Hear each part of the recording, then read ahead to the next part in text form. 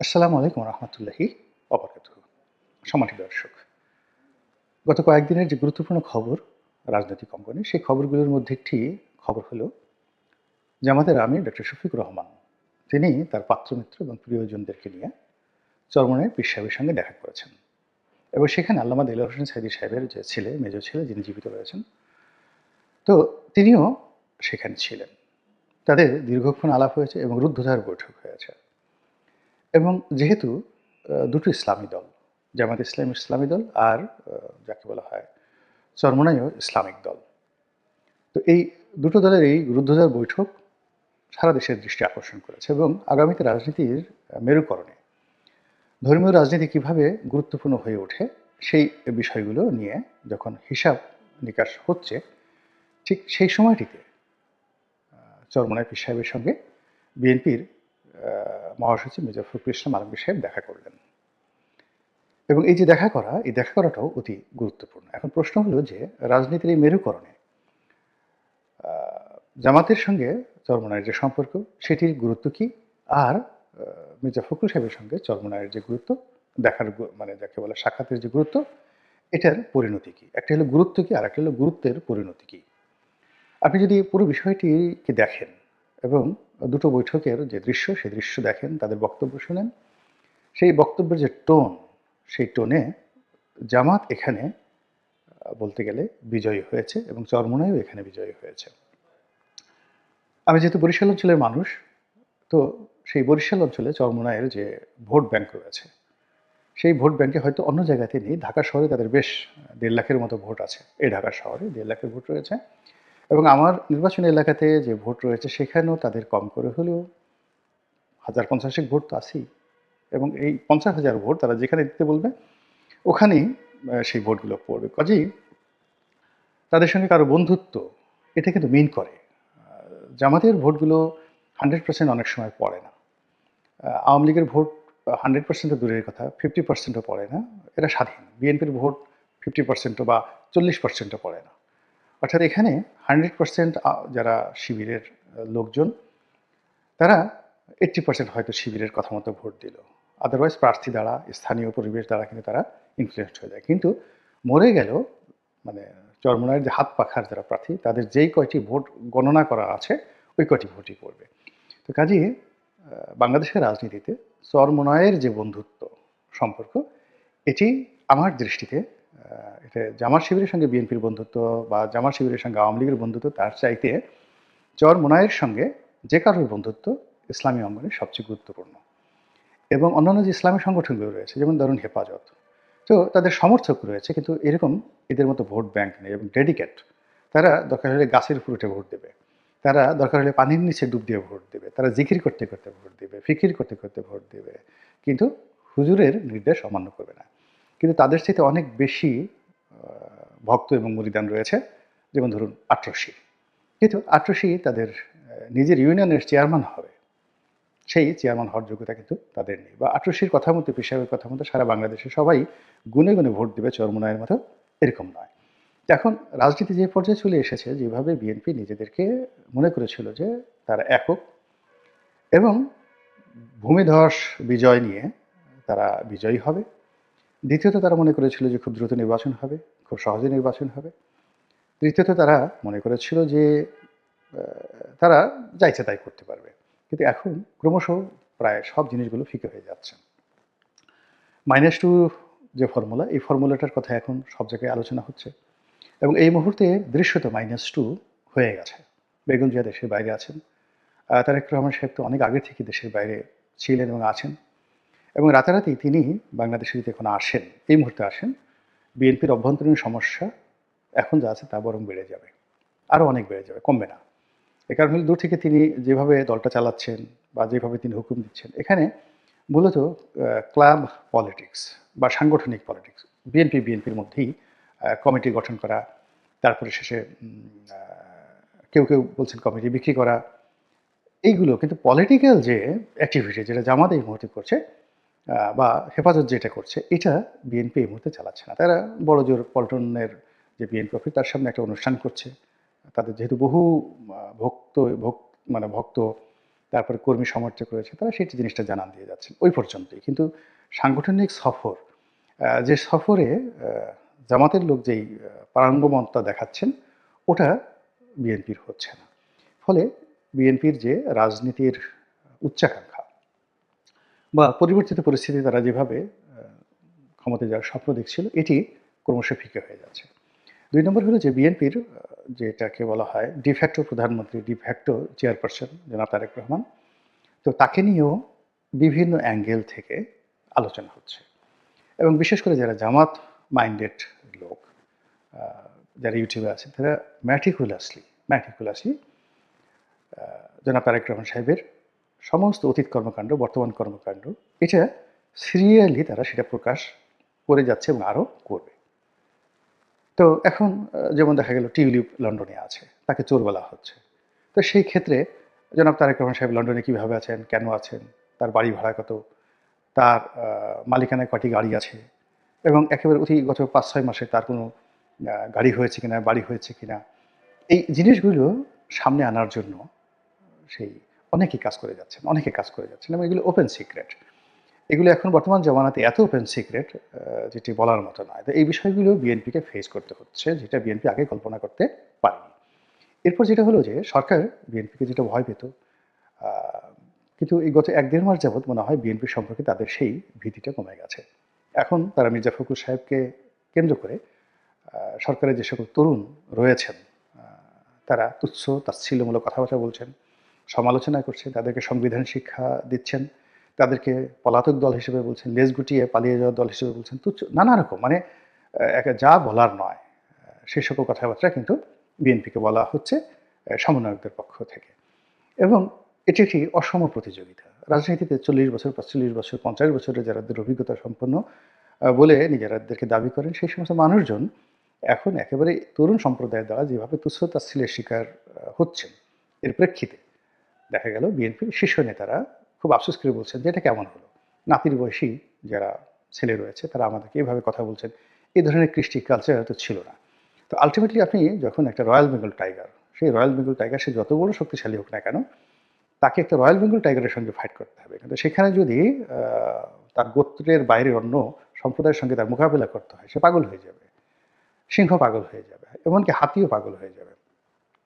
এখন বিএনপির যারা শীর্ষ নেতৃবৃন্দ আছে তাদেরকে ইমব্যালেন্স করে দেওয়ার জন্য, তাদেরকে পাগল বানানোর জন্য, কিংবা তাদেরকে অস্থির বানানোর জন্য যে গাণিতিক, যেটাকে বলা হয় ম্যাট্রিকুলাস সূত্রগুলো তৈরি করা আছে এবং যেগুলো প্রয়োগ করা হচ্ছে, এটি বিএনপির ভারসাম্য নষ্ট করে দিচ্ছে। এবং নেক্সট ওয়েতে তারা যে কাজটি করবে সেটা সরাসরি তারেক রহমান সাহেবকে দিয়ে তারা অশ্লীল, অশ্রাব্য এবং বিভিন্ন কথাবার্তা বলবে। এবং গত কয়েক মাসে আপনি দেখেছেন যে তারেক রহমান সাহেবকে এই আন্দোলনের মাস্টার মাইন্ড হিসেবে প্রথম বানানো হয়েছে এবং তারা চুপচাপ থেকেছে যে উঠতে দেওয়া হোক। অনেকে বলেছে তার নির্দেশে আন্দোলন পরিচালিত হয়েছে, অনেকে তার সঙ্গে অনেক নেতার কথাবার্তা হয়েছে। কিন্তু বাংলাদেশের মূল ব্যাপার হলো যে এই যে তারেক রহমান সাহেবের সাথে আগস্ট বা জুলাই মাসে তার দলের বাইরে যাদের সঙ্গে কথাবার্তা হয়েছে, এই কথার যে রেকর্ডগুলো তৃতীয় পক্ষের কাছে নেই, এটি আপনি কি করে বুঝবেন? এখন সেই রেকর্ডের মধ্যে তিনি কি বলেছেন, কেন তিনি তো আসলে লেভেল, তার বক্তব্য যদি মির্জা ফখরুল সাহেবের সাথে হতো, মির্জা হাফিজের সঙ্গে হতো, কিংবা মির্জা আব্বাস সাহেবের সঙ্গে হতো, তো সেখানে একটা লেভেল থাকতো। কিন্তু তিনি দেখা গেল ৩০-এর নিচে যাদের বয়স, এরকম অনেক ছাত্রনেতা, সমন্বয়ক, তারপরে রাজপথের অনেক ছোট ছোট রাজনৈতিক দল, তাদের অনেকের সঙ্গে তিনি কথা বলেছেন, ঘন্টার পর ঘন্টা তিনি কথা বলেছেন। এখন এই সকল কথার অডিও যে রেকর্ড, সেই রেকর্ডগুলো যদি বিএনপির প্রতিপক্ষ যারা আছে তাদের হাতে অবশ্যই আছে, সেগুলো তারা রেকর্ডগুলো করে দেয়। করে দেওয়ার পরে এই যে মাস্টার মাইন্ড, মানে বলা হচ্ছে যে মাহফুজ মাস্টার মাইন্ড, এবং মাহফুজ এখন আর মাস্টার মাইন্ড বলছেন না। ডক্টর ইউনূস একবার মাস্টার মাইন্ড বলে যেই বিপদের মধ্যে তিনি পড়েছেন, তিনি বা তার সরকারের কেউ আর এখন মাস্টার মাইন্ড শব্দটি ব্যবহার করতে পারছেন না। কিন্তু বিএনপির যারা লোকজন আছেন এবং তার যারা সমর্থক আছেন, তারা আলটিমেটলি তারেক রহমান সাহেবকে মাস্টার মাইন্ড বানানোর চেষ্টা করে ফেলেছেন। এখন যখনই আপনি মাস্টার মাইন্ড হবেন, হওয়ার পর এই বিপ্লবের যে নেগেটিভ সাইড রয়েছে, মন্দ দিকগুলো রয়েছে, সেই মন্দ দিকের দায় দায়িত্ব আপনাকে নিতে হবে। তার মধ্যে কি আছে? তার মধ্যে পুলিশ হত্যা আছে, তার মধ্যে থানা পুরানো আছে, তার মধ্যে আরও অনেক কিছু আছে। তো কাজেই এই ঘটনার সঙ্গে সেনাবাহিনী জড়িত, পুলিশ বাহিনী জড়িত, র্যাব জড়িত, বিজিবি জড়িত, এবং এটা যে কত বড় একটা ভয়ঙ্কর খেলা, সেই ভয়ঙ্কর খেলা কিন্তু শুরু হয়ে গেছে।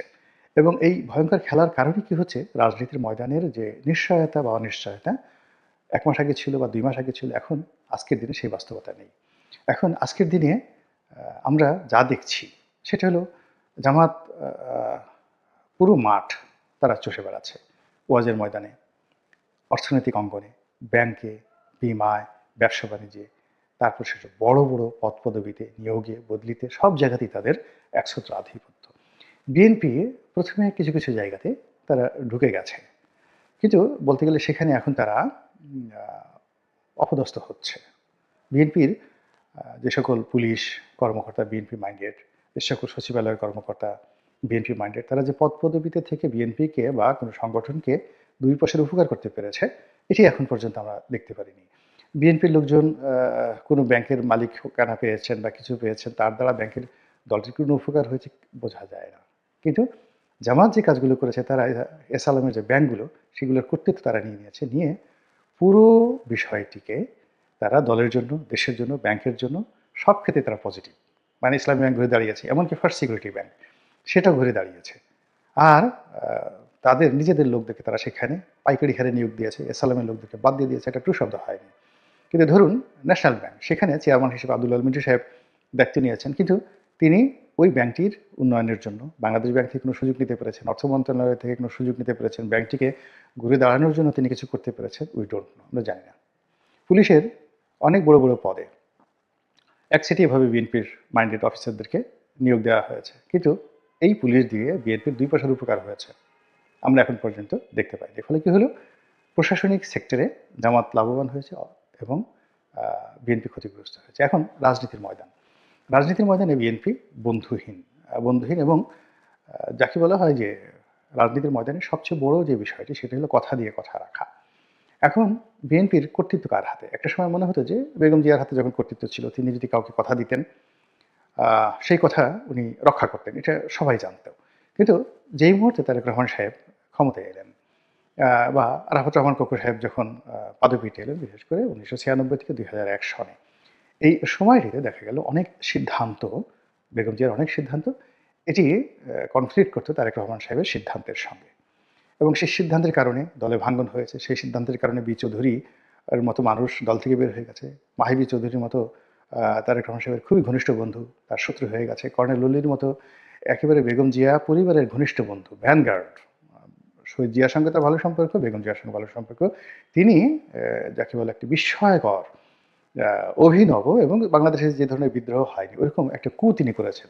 ইন্টার পার্টি প্রায় ৪০ জনের মতো তিনি সংসদ সদস্য নিয়ে দল থেকে বের হয়ে গেছেন।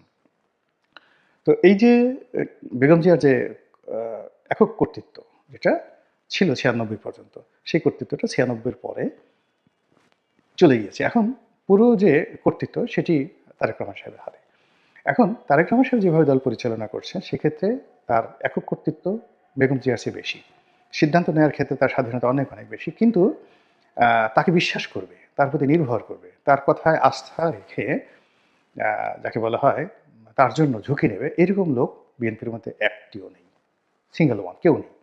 সেকেন্ড থিং হলো, তার কথায় বিশ্বাস এবং আস্থা স্থাপন করে কোনো রাজনৈতিক দল তাকে বিশ্বাস করবে, তার দলের সাথে বন্ধুত্ব করবে, এটি হবে না, এটি হবে না।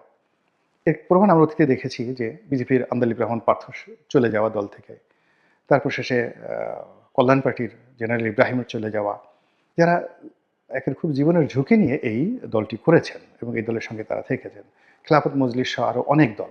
কিন্তু পরবর্তীতে বিএনপি যখনই সুযোগ পেয়েছে, ভালো অবস্থানে গিয়েছে, তারা তাদের যারা সহযোগী আছে তাদেরকে প্রয়োজনের সময় যেভাবে তাদেরকে ব্যবহার করেছে, ঠিক ওইভাবে তাদেরকে আর মূল্যায়ন করেন। যেমন ধরুন আমদালিব রহমান পার্থ। এখন এরশাদের বিরুদ্ধে আমদালিব রহমান পার্থর বাবাকে ব্যবহার করা বিএনপির জন্য তখন যাকে বলা হয় বেঁচে থাকার অবলম্বন ছিল। যেই সময়টাতে তিনি বিএনপির পক্ষ হয়ে এরশাদ সাহেবের দলটা ভেঙে ফেললেন, জাতীয় পার্টি আলাদা করলেন এবং বিএনপির জোটে এসে যোগদান করলেন, ওটা জাতীয় পার্টির কোমর ভেঙে দিয়েছে। কিন্তু নাজির রহমান মঞ্জু সাহেব, তিনি বিএনপির মন্ত্রী হননি, অপমানিত হয়েছেন, লাঞ্ছিত হয়েছেন এবং কষ্ট হয়েছেন। আবার পার্থ এমপি হয়েছে দলের মনোনয়নে, কিন্তু যেটি হলো যে পার্থকে যেভাবে শেখ হাসিনার বিরুদ্ধে ব্যবহার করা গেছে, যেভাবে আওয়ামী লীগের বিরুদ্ধে ব্যবহার করা গেছে, আওয়ামী লীগের মধ্যে যেভাবে একটা গৃহদাহ তৈরি করা হয়েছে, অর্থাৎ পার্থকে যত রকমভাবে ব্যবহার করা দরকার সেইভাবে ব্যবহার করা হয়েছে। কিন্তু যখন দেওয়ার প্রয়োজন আসছে, প্রোটোকল দেওয়ার প্রয়োজন আসছে, রেসপেক্ট দেওয়ার প্রয়োজন আসে, তখন পার্থকে সেটা করা হয়নি। ফলে কি হলো, 2018 সালের নির্বাচনের পর পার্থ জোট থেকে বের হয়ে গেল। পার্থ বের হলো, কর্নেল অলি বের হয়ে গেলেন, তারপর অন্যান্য যারা আছে তারা সবাই বের হয়ে গেলেন। এমনকি বি চৌধুরীর সঙ্গে যে একটা সম্পর্ক, এটা বেগম জিয়া চেষ্টা করেছিলেন, তিনি হঠাৎ করে কিন্তু বি চৌধুরীর বাসায় চলে গেছেন। এবং একদিন বি চৌধুরী আমাকে টেলিফোন করে, টেলিফোন না, পাশাপাশি আমরা বসা ছিলাম, তো উনি বললেন যে, রনি, তুমি তো অনেক বিষয় বিশ্লেষণ করো, এখন কথা নাই বার্তা নাই হঠাৎ করে আমার বাসায় যে বেগম জিয়া চলে গেলেন আমার সঙ্গে দেখা করার জন্য, এটার হেতু কি হতে পারে? বি চৌধুরীর মতো মানুষ, হি আস্কড মি, এটার হেতু কি হতে পারে বলো তো? আমি তো বেজ্জিত হয়ে গেলাম বিভিন্ন লোকের কাছে, এবং যাকে বলা হয় তারপরে আমার স্ত্রীও আমাকে জিজ্ঞেস করেছে যে কি ব্যাপার, দেখো আমার কি করা উচিত। তো বেগম জিয়া চেষ্টা করেছিলেন বি চৌধুরীর সাথে একটা সম্পর্ক রক্ষা করার জন্য। সেই বি চৌধুরীর সাথে বিএনপির কিন্তু সম্পর্কটা হয়নি, তিনি আবার আওয়ামী লীগে যেতে বাধ্য হয়েছেন। একইভাবে ডক্টর কামাল, তো ডক্টর কামাল এবং একটা সময় জিএম কাদের সাথে তার কিন্তু একটা ভালো সম্পর্ক ছিল বিএনপির, এবং মির্জা ফখরুল সাহেবেরা সবাই এই সম্পর্কটা গড়ে তুলেছিলেন। কিন্তু এটি শেষ পর্যন্ত জনাব তারেক রহমান সাহেব যে তাকে ওন করবে কেউ, তিনি সবাইকে ওন করবেন প্রয়োজন মতো, কিন্তু তাকে কে ওন করবে, তার পার্টিকে কে ওন করবে, এই অবস্থাটা তিনি পার্টির মধ্যে রাখেননি। তো না রাখার কারণে কি হচ্ছে, এই যে যত মিটিং হচ্ছে, মির্জা ফখরুল সাহেব গেলেন, এটা একটা ভদ্রতা, কিন্তু চরমোনাই কোনো অবস্থাতে বিএনপিকে ওন করতে পারবে না, তারেক রহমান সাহেবকে ওন করতে পারবে না, বিশ্বাস করতে পারবে না। আর বিশ্বাস না করতে পারার কারণে কি হচ্ছে, আলটিমেটলি চরমোনাই নিজে থাকবে একা, অথবা তাদের যে বদনাম, তারা আওয়ামী লীগের দোসর, সেই জায়গাতে তারা নিরাপদ থাকবে, অথবা তারা নিজেরা এককভাবে থাকবে, অথবা জামাতের সাথে যাবে। এটাই পরিস্থিতি বলে দিচ্ছে। আল্লাহ আমাদের সবাইকে হেদায়েত দান করুন এবং হেফাজত করুন। আসসালামু আলাইকুম ওয়া রাহমাতুল্লাহি ওয়া বারাকাতুহু।